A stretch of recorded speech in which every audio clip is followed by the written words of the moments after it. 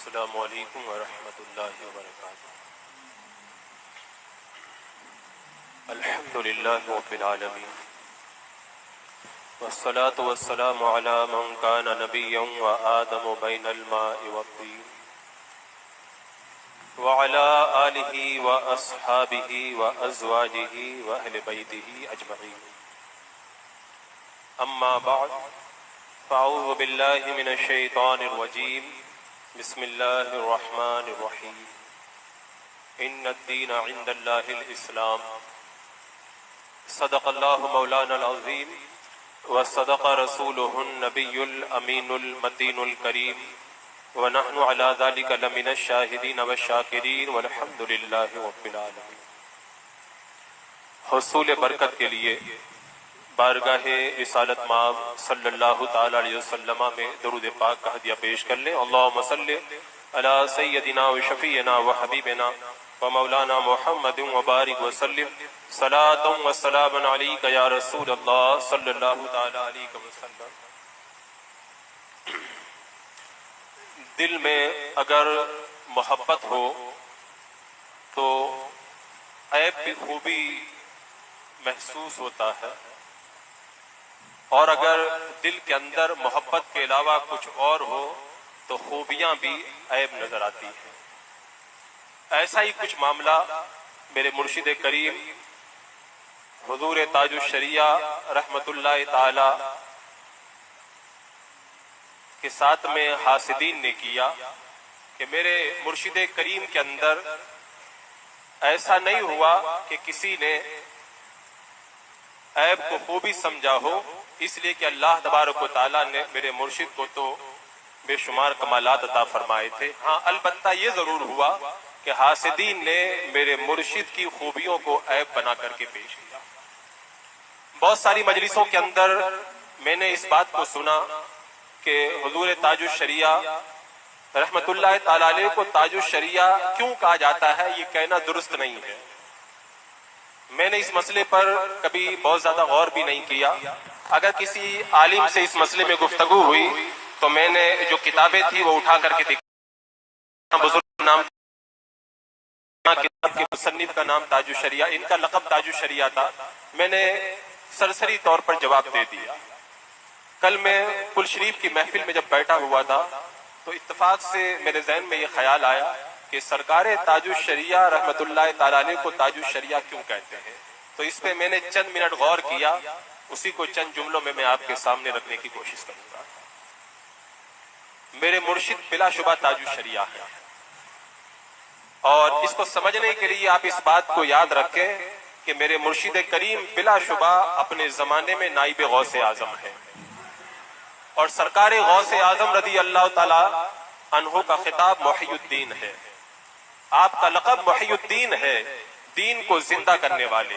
حالانکہ آپ نے کرامتیں بے شمار دکھائی، لیکن کرامتوں کے طور پر آپ کا لقب نہیں مشہور ہوا، بلکہ آپ کو جو لقب عطا کیا گیا وہ دین کی خدمت اور شریعت کی ترویج و اشاعت کے طور پر آپ کو لقب عطا کیا گیا، اور یہ لقب کسی عام شخص نے نہیں دیا، یہ بارگاہ مولا سے ان کو عطا ہوا۔ سرکار غوث پاک رضی اللہ تعالیٰ عنہ خود فرماتے ہیں، میرا دل یہ چاہتا ہے میں جنگلوں میں چلا جاؤں، صحراؤں میں چلا جاؤں، مخلوق سے دور رہوں، لیکن میرے دل میں یہ خیال آتا ہے کہ اللہ تبارک و تعالیٰ میرے ذریعے بہت سارے لوگوں کو ہدایت عطا فرمائے گا۔ خدا بیان فرماتے ہیں، ایک بار میں قرآن مقدس لے کر کے بغداد معلیٰ سے نکل کر جنگل کی طرف روانہ ہونے لگا۔ باب حلبہ کے جب قریب پہنچا مجھے ایسا لگا جیسے مجھے کسی نے دھکا دیا، میں گر گیا۔ تبھی آواز آئی، عبد القادر کہاں جانے کا ارادہ ہے؟ میں نے عرض کی کہ میں لوگوں سے دور ہٹ کر کے جنگلوں میں جا کر کے اپنے مولا کی عبادت کرنا چاہتا ہوں۔ تو اس غیبی آواز نے کہا، تمہیں لوگوں کی ہدایت کے لیے بھیجا گیا ہے، تمہیں جنگلوں اور صحراؤں میں رہنے کے لیے نہیں بھیجا گیا۔ پھر سرکار غوث پاک رضی اللہ تعالیٰ عنہ نے مخلوق کے درمیان رہ کر کے دین کی جو خدمات کی، شریعت کی جو ترویج و اشاعت کی، تو اس کے بعد میں دنیا والوں نے دیکھا کہ بارگاہ مولا سے آپ کو محی الدین کا خطاب عطا ہوا۔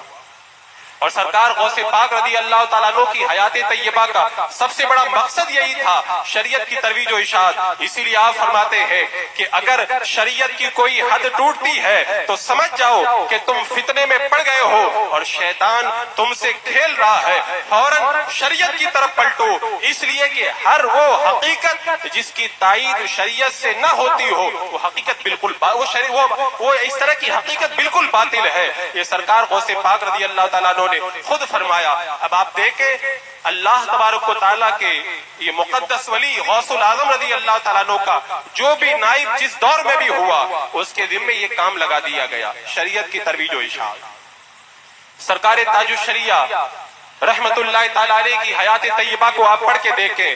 میرے مرشد لوگوں سے دور رہنے کی کوشش کرتے تھے، لوگوں سے دور رہنے کے لیے ہمیشہ کوشاں رہتے تھے، لیکن سرکار مفتی اعظم ہند نے فرمایا تھا اختر رضا اب گھر میں بیٹھنے کا وقت نہیں ہے، آپ کے ذریعے لوگوں کو جو ہے وہ فیض پہنچے گا. تب سرکار تاج الشریعہ رحمت اللہ تعالیٰ علیہ لوگوں کی ہدایت کا ذریعہ بن کر کے لوگوں کے سامنے آئے اور سرکار تاج الشریعہ رحمت اللہ تعالیٰ علیہ نے اپنی حیات طیبہ کے اندر شریعت مطہرہ کی ترویج و اشاعت کس طریقے سے کی اس کا آپ اندازہ اس بات سے لگا سکتے ہیں. بہت سارے وہ فتنے جو پہلے سے چلے آ رہے تھے، وہابیہ، نجدیہ اور دیگر تمام گمراہ فرقے، وہ تو اپنی جگہ تھے ہی. آپ کے زمانے کے اندر منہاجیت کے نام سے، صلح کلیت کے نام سے کچھ اور بھی فتنے پیدا ہو گئے تھے جن کے سد پاپ کے لیے ایک ایسے مرد مجاہد کی ضرورت تھی جو ان کے سامنے سینہ تان کے کھڑا ہو جائے، کیونکہ اس دور کے اندر منہاجیت کے خلاف کوئی کھڑا ہونے کے لیے تیار نہیں تھا. سب لوگ طالبوں کے پل باندھنے کے لیے ہر وقت کوشاں رہتے تھے. اسی طرح بہت سارے صلح کلی جن کے خلاف کوئی بولنا گوارا نہیں کرتا تھا. حضور تاج الشریعہ رحمت اللہ تعالیٰ علیہ نے اس طرح کے فتنوں کے خلاف کھڑے ہو کر کے جو شریعت کی ترویج و اشاعت کی، تو پھر پہلے سب ازری سرکار کہتے تھے. بارگاہ غوث اعظم سے ایسا کرم ہوا کہ اچانک لوگوں کی زبانوں پہ جاری ہو گیا اور پھر بستی بستی قریہ قریہ تاج الشریعہ کا نعرہ گونجنے لگا. بستی بستی قریہ قریہ.